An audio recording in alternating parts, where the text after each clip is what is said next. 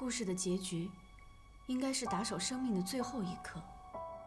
是的，一个人只有到了生命的终结，才能有最真诚的爱、最宽容的心来对待曾经爱护过他和伤害过他的人。我想，这最后一刻应该是晨曦出现的时候。打手用他最后的一丝气息，等待着太阳的出现。当然，他的生命在日出的时候终结，带着爱和宽容离开了人世。好了好了，别再说了，否则我要哭了。我也快要哭了。既然如此，你可以动笔了吧？我甚至已经想好了名字。什么？诺言人生。诺言人生。好，就这个名字。谢谢你。我当之无愧。我在想一个假设。什么假设？必须承认，你影响了我很多。你也影响了我。我的人生是由我的一部部作品构成的，所以我在想，假如没有你，假如我没有遇见你的话，我的人生将会是什么样子？假如你没有遇见我，你依然是个出色的编剧。生活中没有假如，只有结果。结果，我步入了你的轨迹。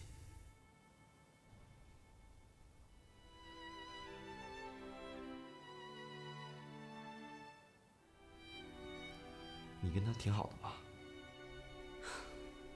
挺好的，就像你跟文文。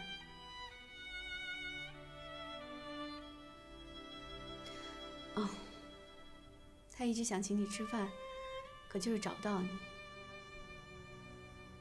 为什么呀？因为他知道，这些年来，你一直都在关照我。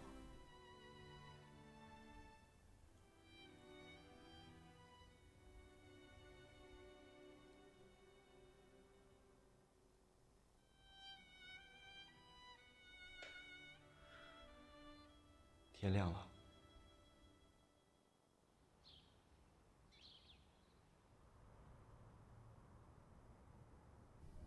我明天去香港，需要为你带些什么吗？不用了，香港能买到的东西，这边一样买得到。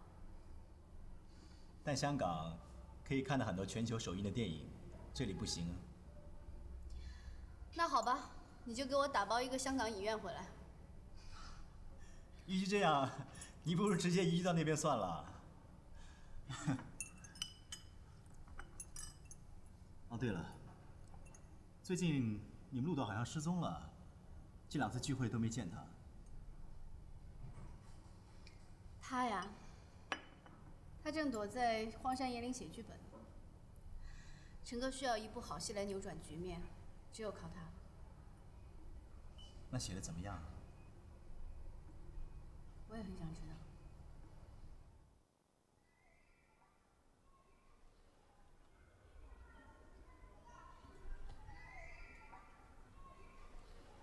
那我先回去吧。行，你回去吧，明天不是还要出差吗？早点休息。再见。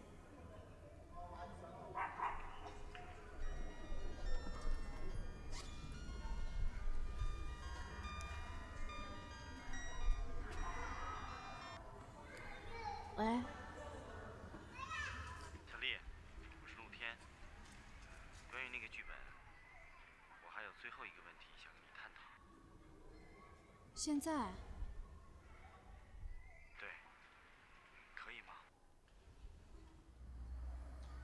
现在，诺言人生已经有了剧情基础，但有一个问题我仍然无法解答，不知道你能不能给我一个答案？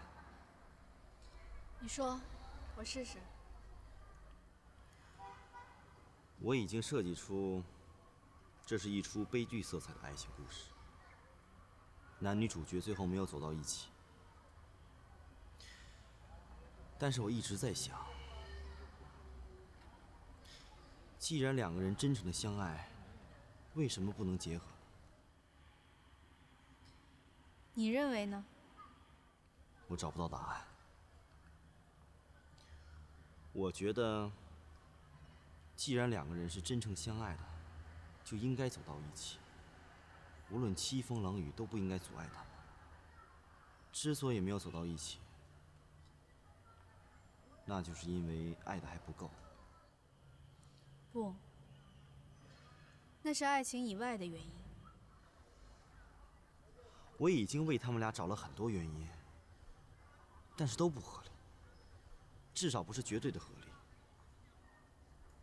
所以我想求助于你。你能告诉我，男女之间如果想要在一起的话，最重要的因素是什么吗？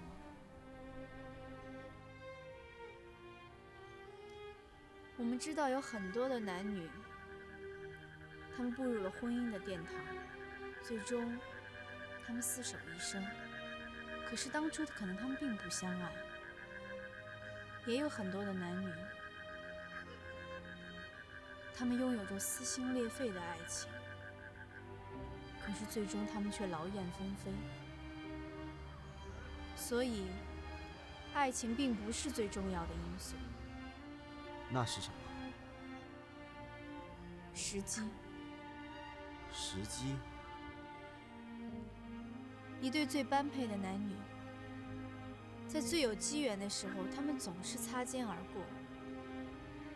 可当他们想停下脚步的时候，却发现他们之间已经隔着一条冰河，因为他们已经错过了最好的时机。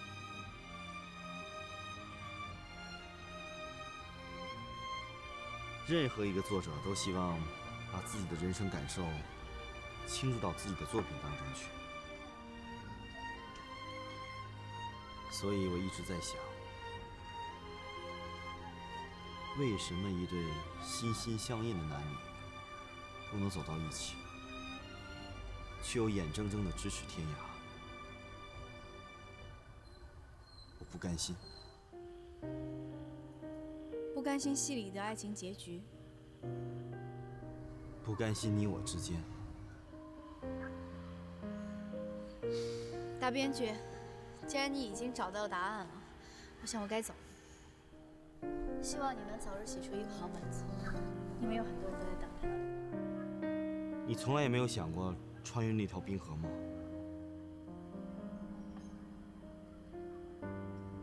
想过，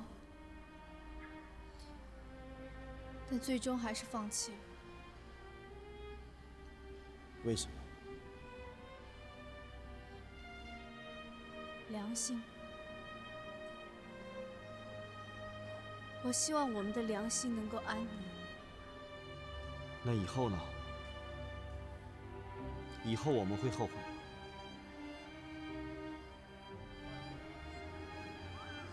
我知道，这些天来，我一直都在想这个问题。现在我终于想明白了，如果将来我们会后悔，也应该是后悔我们为什么错过了最好的时机，而不应该后悔我们伤害了另外两个深爱我们的人。前者会让我们惋惜，而后者会让我们负罪。我明白了。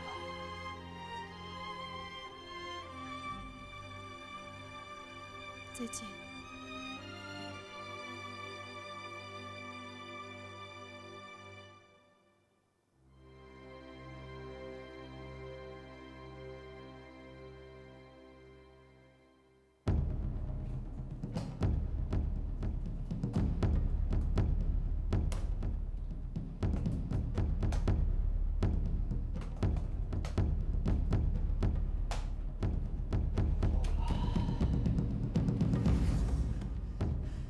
前10集的剧本已经出来了。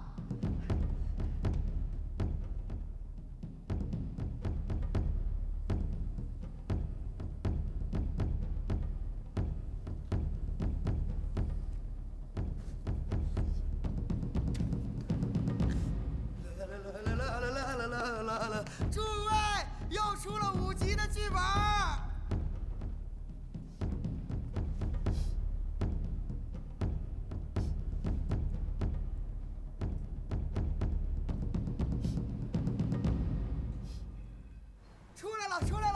出来了！最后的5集剧本也出来了。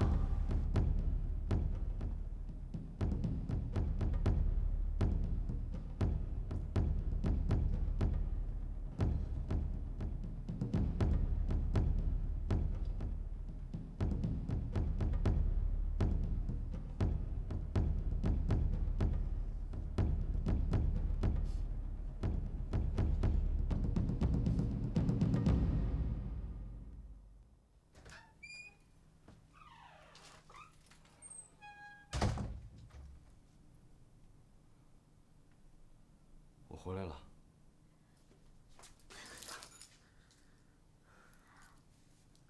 亲爱的，这是你写的最好的一个本子，比《海中月》还要好。这么说吧，如果《海中月》是一轮月亮，凄婉而柔美，那么《诺言人生》就是一轮太阳，虽然很悲剧，但是壮丽、大气。我爱他。你真的爱他？是的。但是我不应该演这个女一号。为什么呀？我知道我现在有了一定的知名度，我们这部戏也请不起比我更出名的演员。但我一定要说，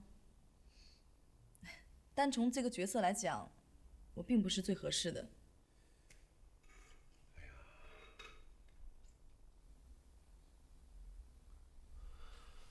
那你说谁合适啊？小丽，她比我更合适。为什么这么说？作者就在这里，你问他。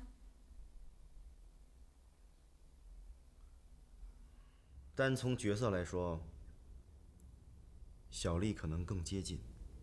不是可能，是一定的。亲爱的，你写了这么多年剧本，不会连这点都不清楚吧？我有不同的看法。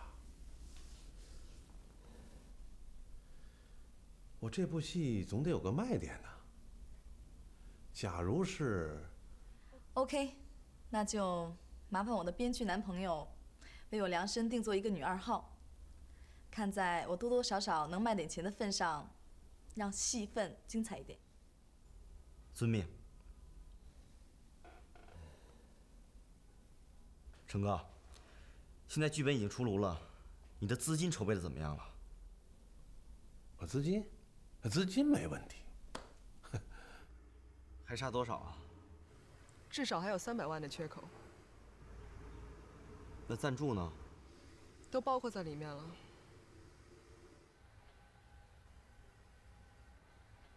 实话实说吧，我现在是山穷水尽了。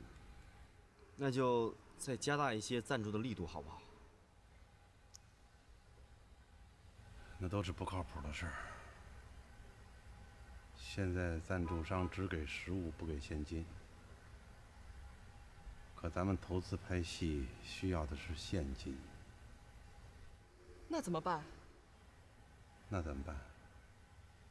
我比你还想知道那怎么办。成哥，杜老板跟徐老板已经回了电话。他们怎么说？既不贷款，也不投资。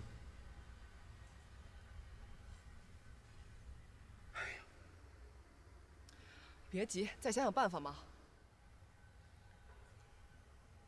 还有什么可想的呀？这年头是救急救不了穷啊。有锦上添花的，没有雪中送炭的。我阿成现在比无产阶级还无产呐，谁还肯借钱给我呀？我怕时间拖长喽，这人心容易涣散呐。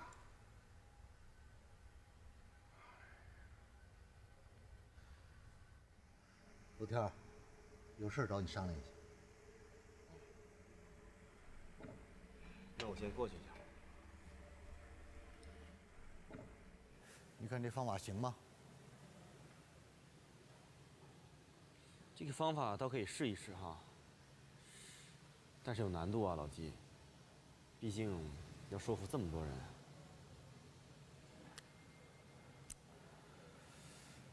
是啊。既然这样，我们不妨也试一试，看看怎么样？你说呢？那就在今天晚上吧。成。好。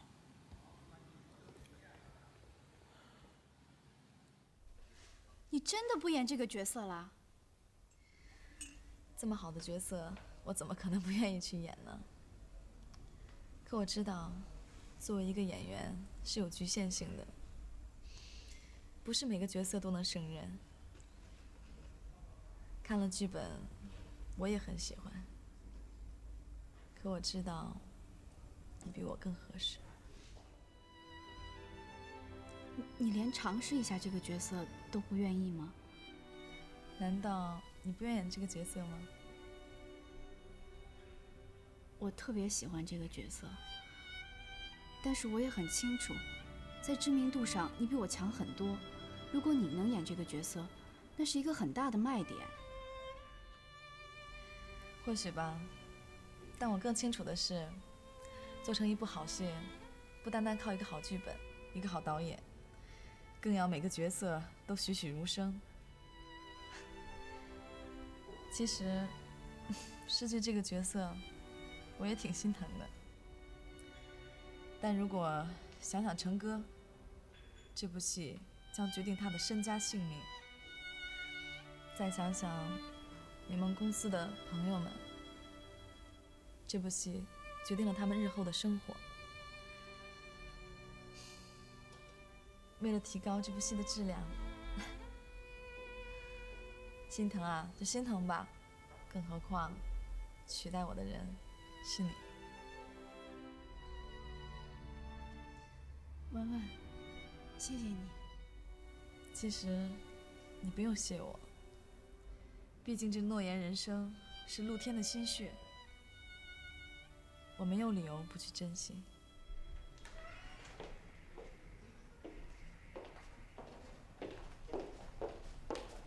哎呀，对不起，对不起，我来晚了。怎么来这么晚啊？对啊，忙什么去了？如果我没猜错的话，刚才你们两个一定是在讨论诺言人生吧？如果我还没猜错的话，在陆天的戏里面，光彩照人的女一、女二，一定是你们喽。看来啊，你真没有猜错。即使我猜错了，也不会轮到我身上。反正啊，我在你那位大御史家的眼里啊，我根本就是一个没有头脑、只会花枝招展的演员，对不对？你干嘛这么说呢？这么说，他给我留了什么好角色了？这个陆天总该告诉你了吧？大家这么好的朋友，他当然会为你预备一个主要的角色了。哦，但是呢，戏份不会太多，演起来也不是很难，对不对？嗯，对。看来啊，我真的应该考虑改行了。其实事业呢，也不是一天两天的，总得有个发展的过程吧。说不定哪天有一位才华横溢的导演就特别欣赏我们小燕子呢。得了吧，陆天是谁啊？他是我最好朋友的男朋友，是在每个周末都会向我敬酒的人。连他都不会欣赏我，我还指望别的导演呢。算了吧，我又不是傻瓜。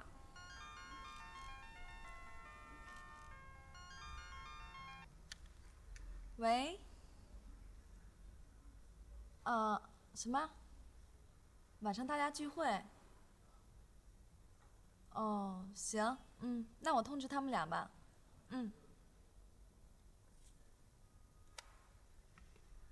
二位，陆天今天晚上要大摆宴席，邀请了很多人，包括你们两个。哇，太好了！哎，那什么人去啊？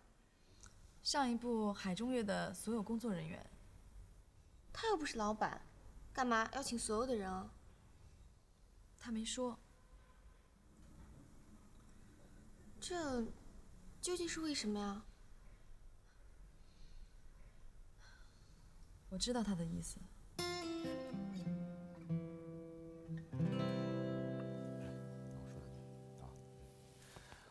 那我来说两句。大家都知道，现在成哥在财务上出现了一些问题，我们即将拍摄的《诺言人生》也受到了影响。但是我相信他肯定会度过这个难关的，因为他有你们这帮好朋友，这帮能在他困难的时候帮助他的朋友，对不对？陆导，你有什么就直说吧，我们能做的会尽量去做的。成哥有困难，我们一定帮忙，但能不能帮得上，要看具体事项了。首先啊，我要感谢大家推掉了别的约会来参加我这个饭局。我现在啊，不是以导演的身份来跟大家说事情，而是以朋友的身份来跟大家商量一件事儿。哎，你们有没有听说过员工持有股份制啊？就是啊，所有的员工把片酬作为股份投进到公司的启动资金里面，与公司的未来荣辱与共。假如公司赚钱的话，大家的收获将会更大、更多。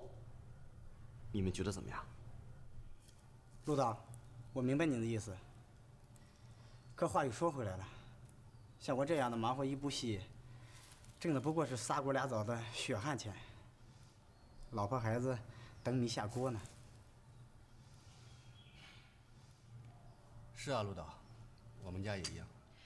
不是大家不帮忙，上部戏的尾数到现在还欠着呢，现在又要投资。是，我知道，每个人都有每个人的难处，这我理解，我理解。不过我希望啊，我们大家能在困难的时候，有一种同舟共济的精神。这种话应该是成哥说的吧？其实成哥根本就不知道今天这个饭局。陆天儿，我来说两句。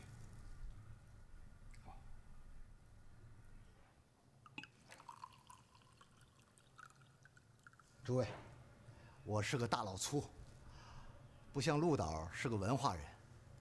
在我开口之前，我先敬大家一杯。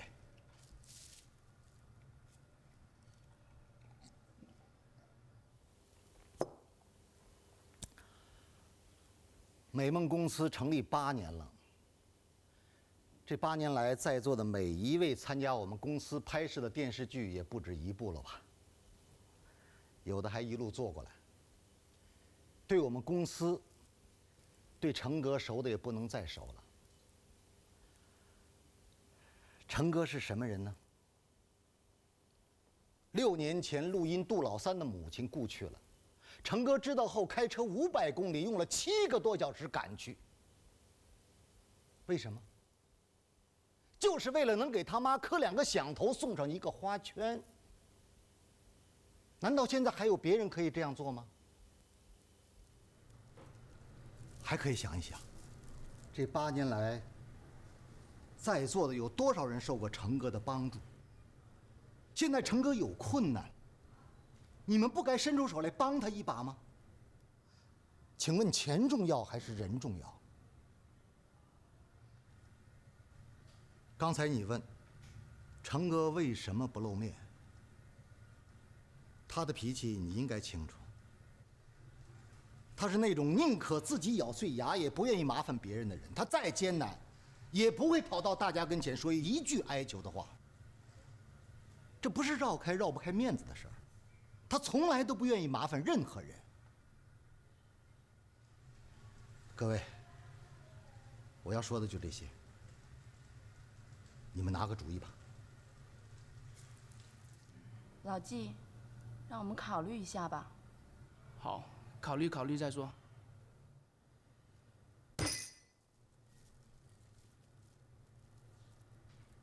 成。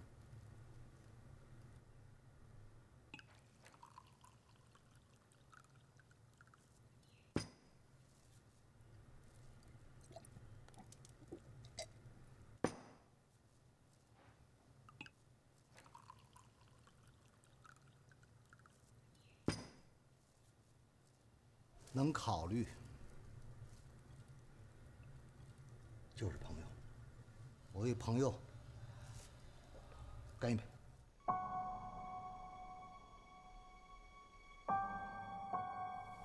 认识他4年了，我第一次听见他说这么多的话，也是第一次这么近距离的端详他。那一刻，我觉得他真的很有型。就如同一个豪迈的剑客，在挥洒着一腔热血。只可惜，这一瞬间，是他留给这个世界的最后光彩。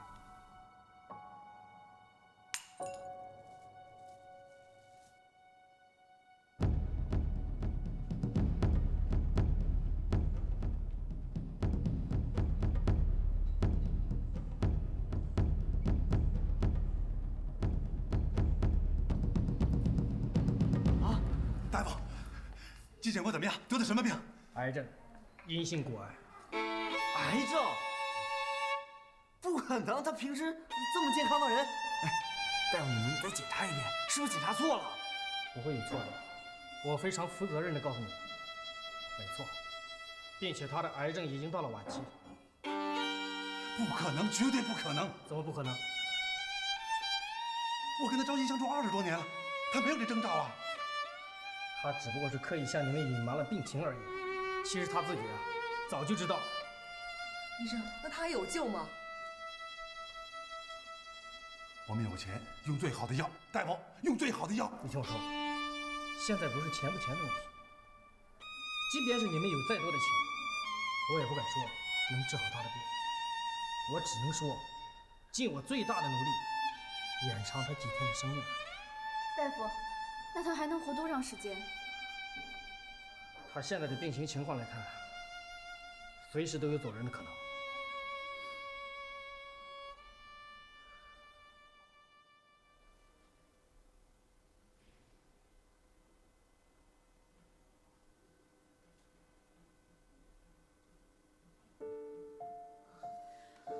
季老师，丫头们，你们来了。看来你们是知道了，没事儿，我都无所谓了。我这身子骨你不做个脸，关键时候就掉链子。你们呀，别想现在成哥是最难的时候。你们要把心思都在他身上花上。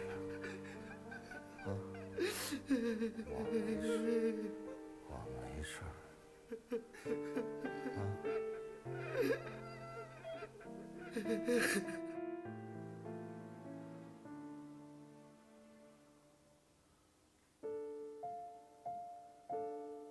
说，昨天晚上我做了一个梦，梦见你和成哥结婚了。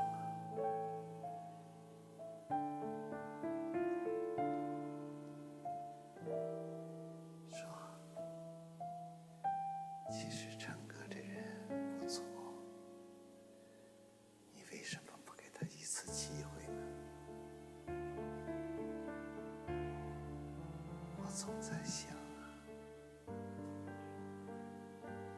假如你们俩能走到一起，那该多好啊！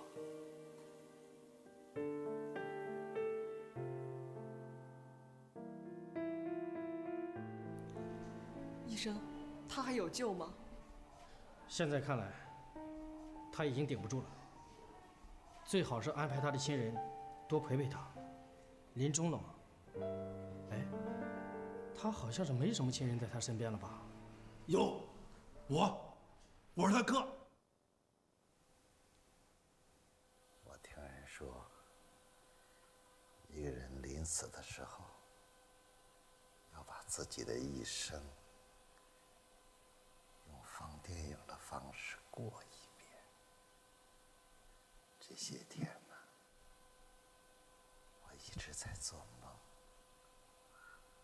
梦见我由小到大，由大到老的人生经历。小时候在农村，我的爸爸妈妈常常的领我走过乡间那绿油油的田埂上。我妈妈还年轻，那时候常常扎着两个小马尾巴辫子，漂亮。后来上学了，毕业后分到电影厂当杂工，这样就可以一边干活，一边偷偷的看那些明星们。我第一次看见潘虹是在86年，那时候他30多岁，他穿着一身红色的旗袍出现在拍摄现场。哇，真的好漂亮啊，我都看晕了。以至于以后我最喜爱唱的歌，就是在那遥远的地方。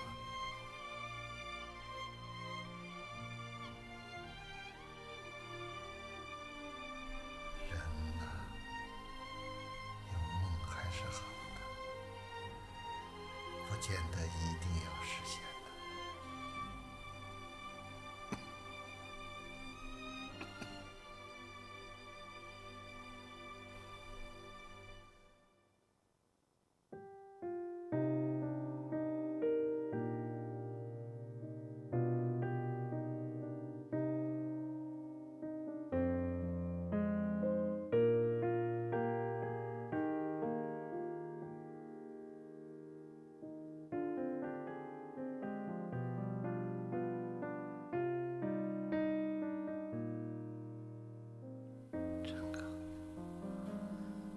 我还听人说，人临死的时候，要把以后的事推算一下。这些天我懵懵懂懂的，看到了你又翻身了，不但还清了账，还又添了部新车。我又看见明年的金鹰节晚会上，陆天儿拿了最佳导演奖。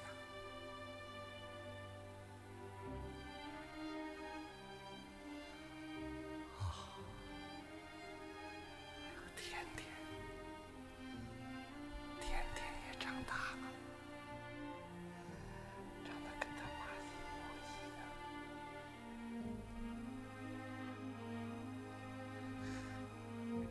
一个很帅的小伙子要跟他结婚了，真是。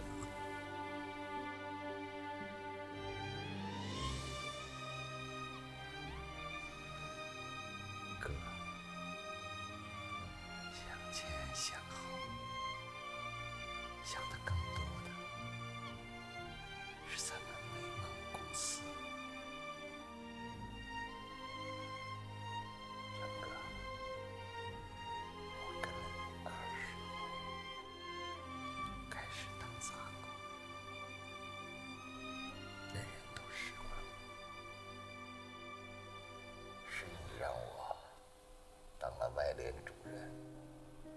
是我一生中第一次拥有了自己的名片。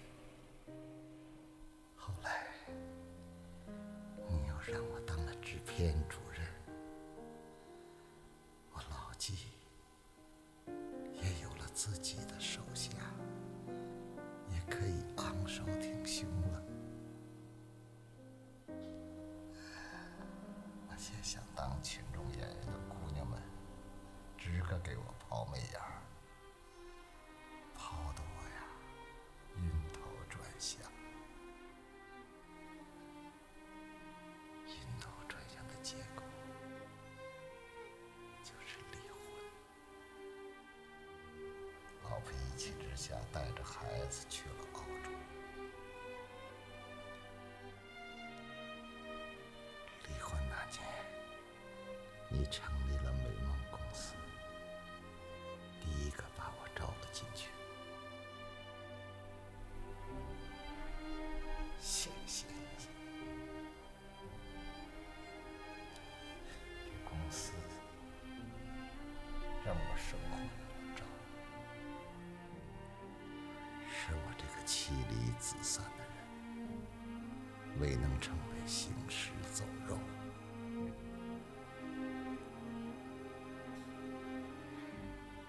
这个公司就是我的家。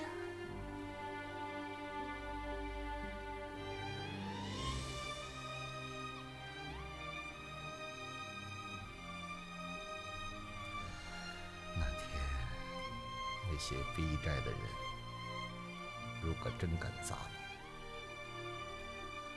我就和他们拼了。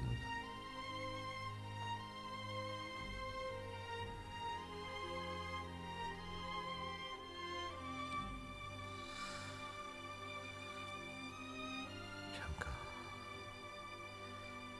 这些年我孤身一人，也没什么钱可花，攒了30万，你都拿去。反正我的老婆孩子早就去了澳洲，他们生活好着呢，都有我什么钱？我不能有你的钱。什么你的我的，我留着它还有什么用？再说了，河江飞在，问问小丽，又是我看着长大的。在我眼里，他们都是孩子，总要结婚嫁人，生儿育女。他们有谁今后结婚了，生孩子了，你就包上一个大红包，就说我老纪给的。谁有个困难，大病小灾儿的，你也帮助他们一下，别让他们忘了我。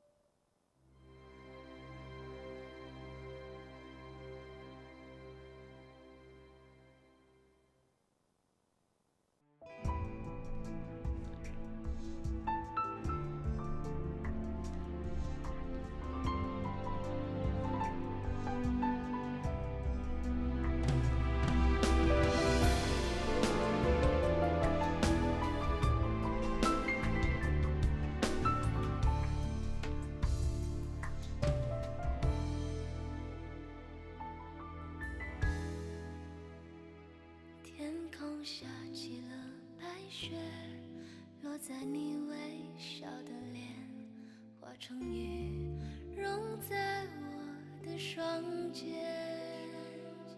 你温柔的双手变成美丽誓言，让我沉醉的誓言。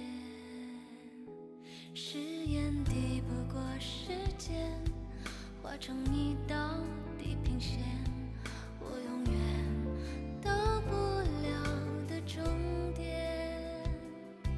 你的微笑和你的脸展示在我眼前，我却不敢